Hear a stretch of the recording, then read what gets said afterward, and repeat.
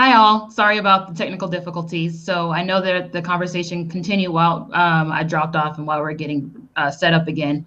So Ian, I know the conversation went to, in many cases, about the field size. Could you continue that thought and we'll go from there? Sure.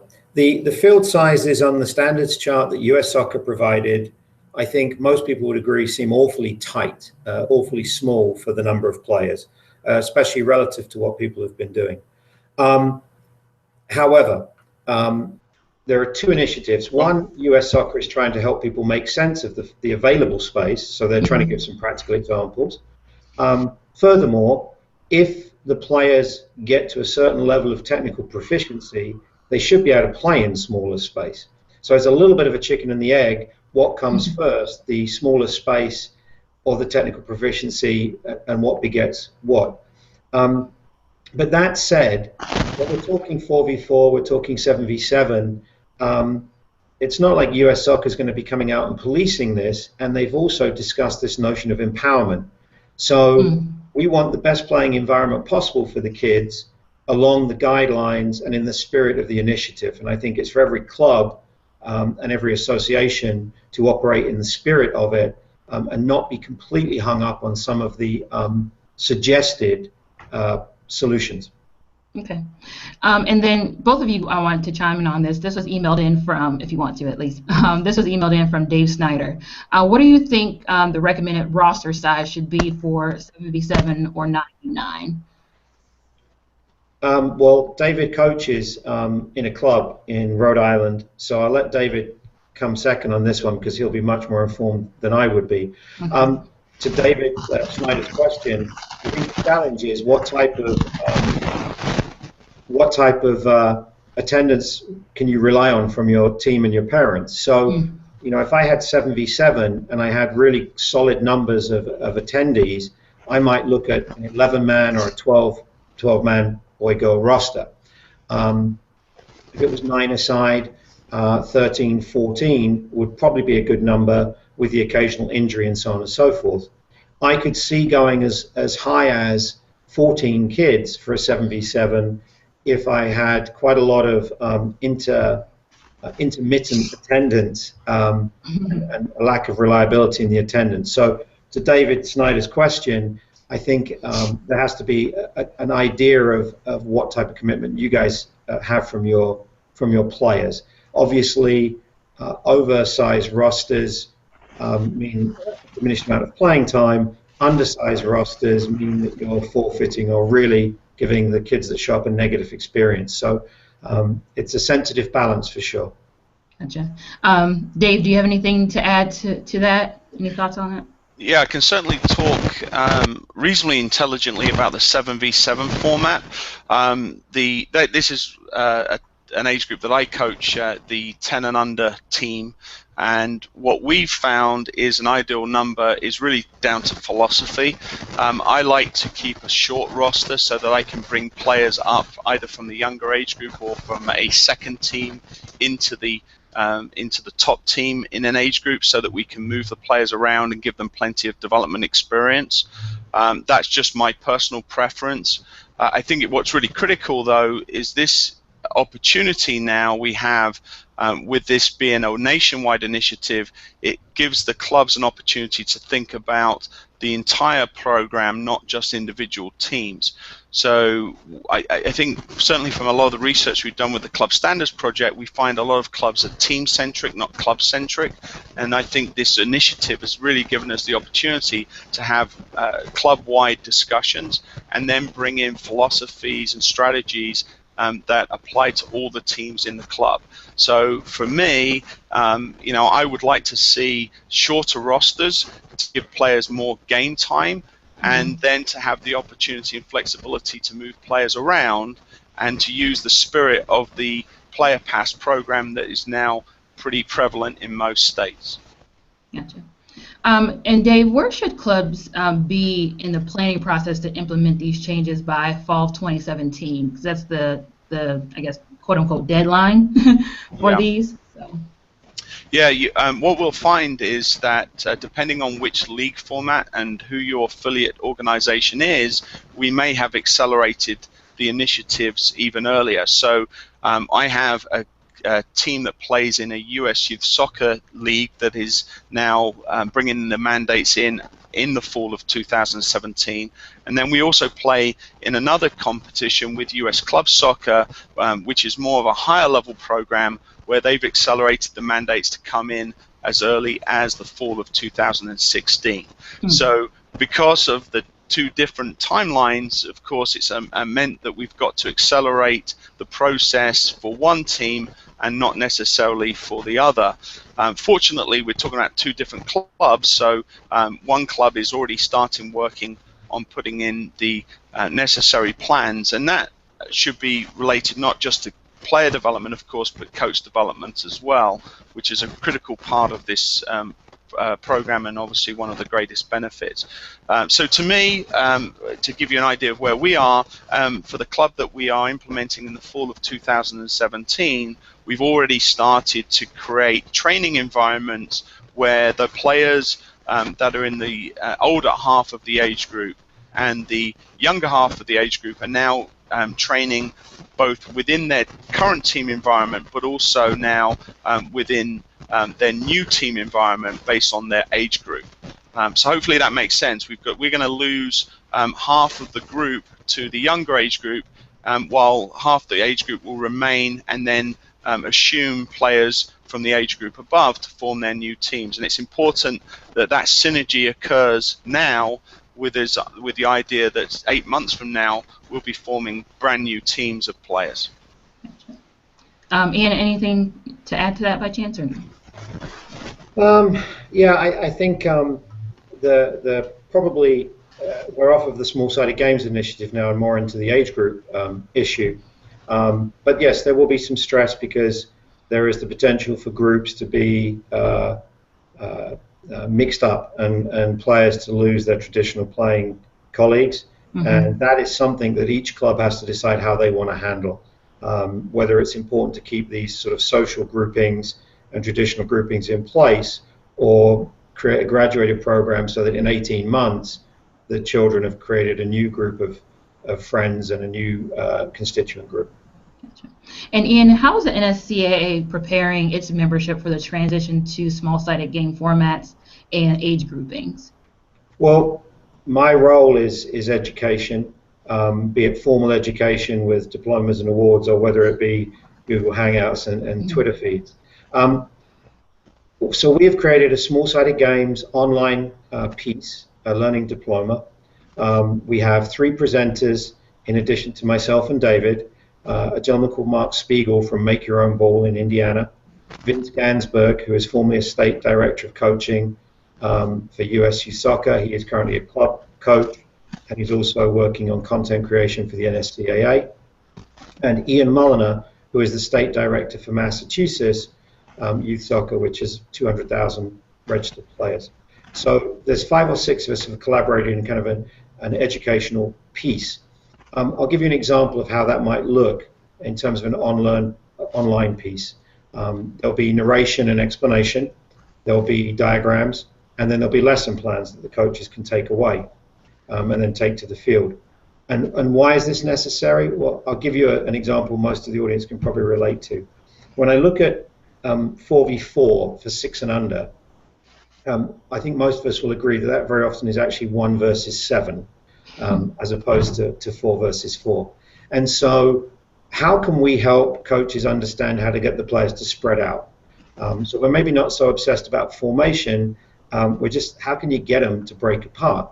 And there are some really clever training ideas, for example, using multiple goals, or using actually 2 soccer balls, or playing smaller sided 1v1s, 2v2s to create the necessary skill set. And so this e-learning series that we're doing would talk about that. In the 7s and the 9s, we're talking a little bit more about formations, how you create attacking and defending small group activities, so you get the right support angles or the right cover angles. So it's practical tools to help coaches make more sense. Now, if the coach was already coaching 4, 7, or 9, I think there's a lot of educational value in what we're doing, but the timing of this particular delivery for us is in response, in a positive response to US soccer creating the environment, and now we're trying to create the education within that environment. And Dave, can you give us a little bit more about what coaches can expect when they're experiencing or going through this diploma series? Sure. And then what's the timeline as well? Yeah, so unlike other programs we've run in the past, we have this is multifaceted. In fact, 3 different ways that the coaches can now pick this course up. The first one is on November the 30th is our first webinar. So this is a live event, 8 p.m. Eastern Time. And anyone who registers for the course can attend the live webinars or choose not to attend live, but also to pick up the on-demand recording of the live webinar. Mm-hmm. So the first live session is on the 30th of November, a week from today. The second is on the December the 2nd, and then the 3rd and 4th are the 15th and 17th of December. So that's our 4 live sessions. All of those will be recorded and available to those people that register on demand as well. And then later on in the year, early in 2016, we'll also add a truly on-demand version of the course that will also include video. So over the course of the next month, we're shooting 36 activities that will go along with the course content, and those will be incorporated into the on-demand version and made available soon after the convention. So there are various ways for people to participate. But the good news is that people who register now will get all 3 versions of the presentation. And then the other way to participate will be at the convention, where we'll be running a small-sided games diploma course that will include 4 sessions, 2 practical and 2 theory, and that doesn't require any additional cost for an already registered participant of the convention. So that series, and that's a special topics diploma, and people who attend all 4 of those sessions will be able to pick up the diploma course as well. Wonderful. And for the viewers who are watching, and if you want, you're more than welcome to rewind and get that information, but we'll also have that information listed on nsca.com/live, and we'll tweet that out just so you have it on you as well. And this question is for both of you. Ian, we'll start with you. How many years do you estimate that until we see the benefits for youth soccer with these new player development initiatives? Well, I would say that in the short term, intelligent implementation, the coach could be able to begin to see improvement in technical ability, enjoyment, enthusiasm for the players within half a season. I think it could be that quick. In terms of impact on, for example, youth national teams and so on and so forth, I think we'd be looking a little further ahead. So, you know, if you took let's say an 8 or under now, and you put them into small-sided games where previously they'd been in slightly bigger numbers and they hadn't been given the appropriate training, I would say that you would see a difference about the age of about 12, where the child that hadn't had the opportunity of the initiative would be behind within about 3 to 4 years. Okay. Dave, anything to add to that as to? I think the implications are immediate for the organizations that are already having the discussion about player development and coaching education. So certainly in the examples and the experiences that I've had with clubs, this is the first time really player development and coaching have been at the forefront of their discussions.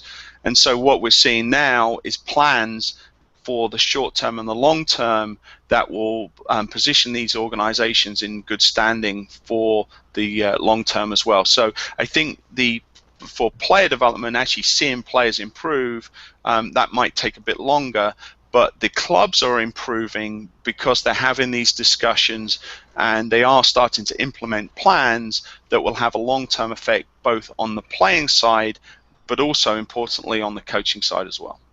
Okay. And Dave, we'll start with you with this question. What are some practical steps a club or a coach can take to educate parents about these changes and some of the opportunities that there are? Well, I think the first thing I would certainly recommend for a club is to get involved with our on-demand and live series. I think this is a really good way for them to become educated, not only in the initiatives themselves, but also how this can impact their child. Most parents are concerned about what the impact is for their child, and this is quite a stressful time for parents, particularly if the future is with a coach that they don't know or haven't become familiar with. So certainly in my experience, where I work as a volunteer coach in a mostly parent-run organization, there is now concerns that the younger players in our team are no longer going to be with the coach they know.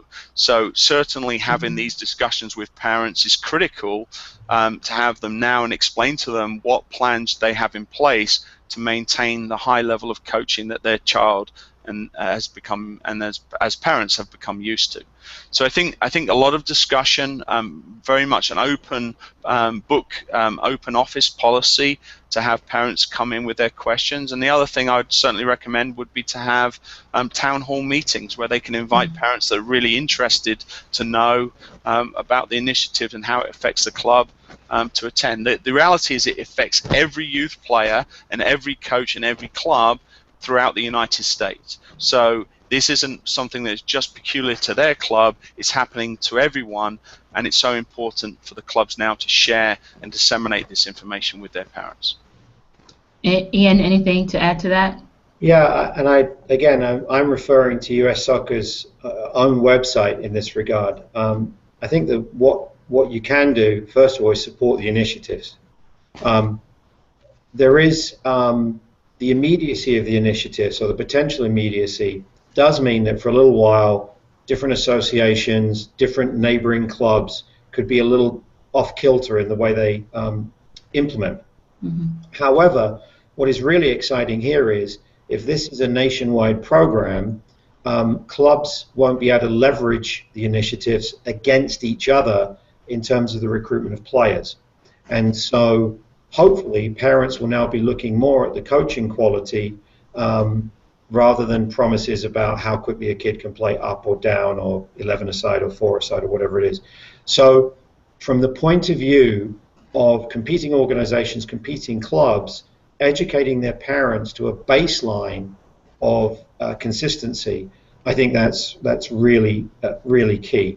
It is very typical in our world, as it is in competitive soccer all around the world, that people will try to find ways to circumvent the process.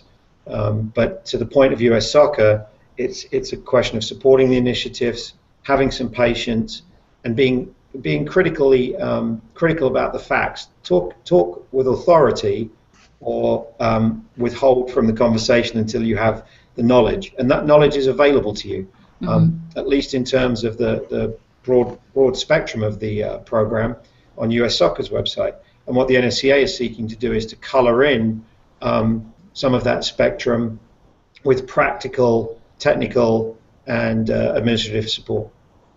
Perfect. Thank you both for your time today. We're going to wrap this up, but we want to continue this conversation because we know there's quite a few questions. So you're more than welcome to reach out to both Ian and Dave. You can do that either by tweeting to NSCAA Education, or you can tweet Ian at Barker NSCAA, correct? Yep. I got it. Perfect.